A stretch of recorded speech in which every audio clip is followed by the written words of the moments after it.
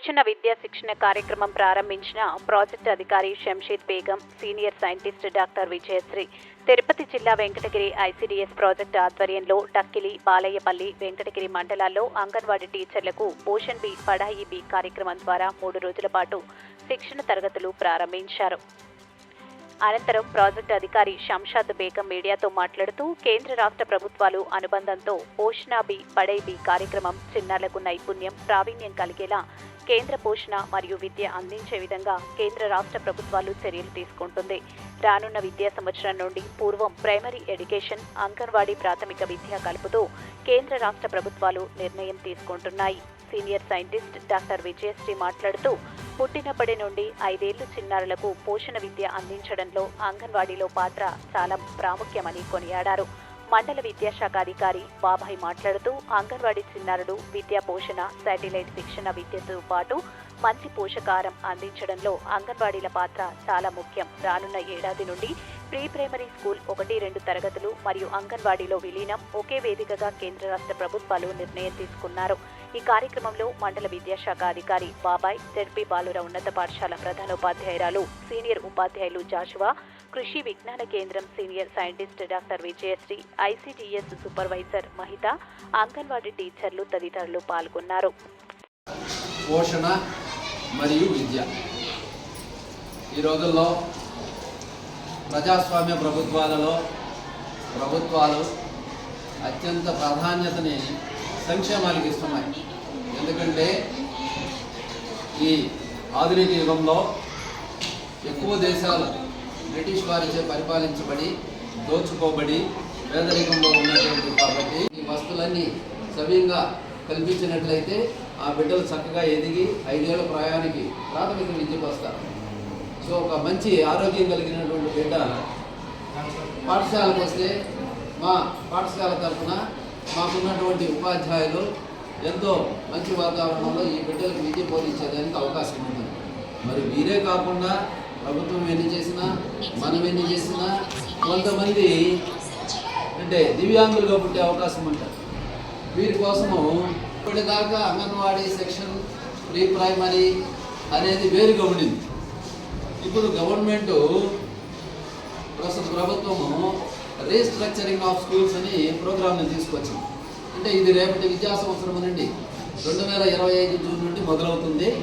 So దాని లోపల ఒక 3 months పాటు ఇది ఒక ఎక్సర్సైజ్, అంటే క్షేత్రస్థాయిలో, గ్రామ స్థాయిలో అందరికీ తీసుకెళ్ళి అందరికీ చెప్పబడి ఎస్ఎఫ్సి తీర్మానాల ద్వారా విషయాల్ని తెలియజేసి వారి ఆమోదంతోనే ఈ కొత్త వ్యవస్థను తీసుకురాబోతుంది. అందులో ఏమిటి అని అంటే మీ ప్రీ ప్రైమరీని కూడా మా ప్రైమరీతో అటాచ్ చేస్తాం.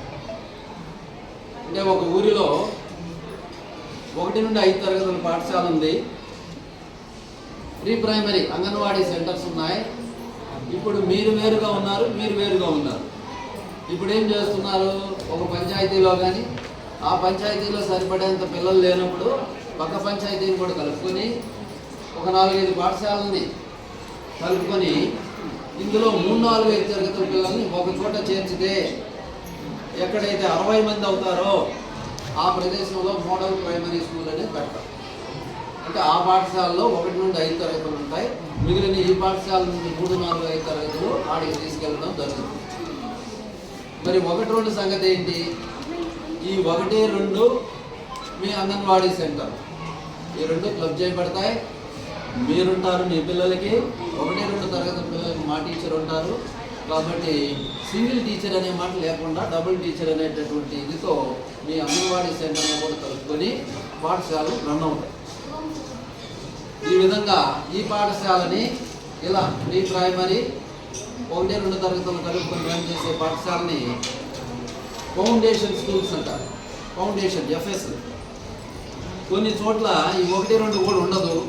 అంటే ఆడికి క్లబ్ చేశారు, 3-4 పిల్లలు ఉన్నారు, వీళ్ళ కోసం ఒక టీచరు కష్టం. అందుకని ఈ 1-2 కూడా అటాచ్ చేస్తే కేవలం మీ అంగన్వాడీ మాత్రమే ఉంటుంది. అలాంటి స్కూల్స్ని శాటిలైట్ స్కూల్స్ అంటారు. శాటిలైట్, ఫౌండేషన్, ఈ రెండింటిలో మీరు ఉంటారు. నెక్స్ట్ ఆ మోడల్ ప్రైమరీ స్కూల్ అన్నాం, 1 నుండి 5 తరగతులు ఉంటాయి.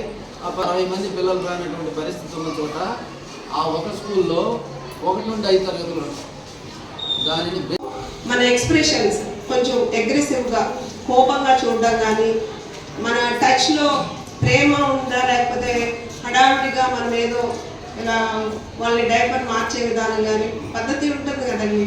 వీటన్నిటి నుంచి కూడా వాళ్ళు చాలా రిసీవ్ చేసుకుంటారు.